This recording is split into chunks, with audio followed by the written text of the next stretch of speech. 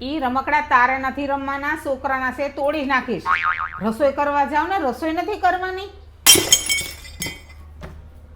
એ રોટલી મારે ક્યારની થઈ ગઈ છે, પણ શાક કાંઈ છે ને તમારે શાક શાનું કરવું?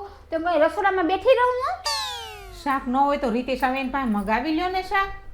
હા ઈ થાય હોય ને હું ફોન કર દો. અરે વાહ, ગુડ આઈડિયા.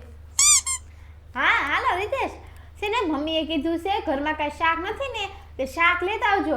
એક છે ને કાજુ મસાલા લાવજો અને એક પનીર ટીકા લાવજો અને બીજું તમારે કાંઈ ખાવું હોય ને તો ઈ લેતા આવજો હો. હા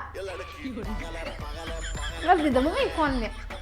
એ અક્કલની ઓથમી, મેં તને રેડીમેડ શાક લાવવાનું નહોતું કીધું, લીલું શાકભાજી લઈને આવવાનું કીધું તું માર્કેટમાં. આવું ને આવું કામ તારું. Sorry mummy sorry. હવે આજ તો થઈ ગયું. હું કાલ લીલા શાકભાજી મંગાવી લઉં હો. એક નંબરની આળસી છે, ખોટે ખોટો મારા છોકરા પાસે ખર્ચો કરાવ્યા કરે.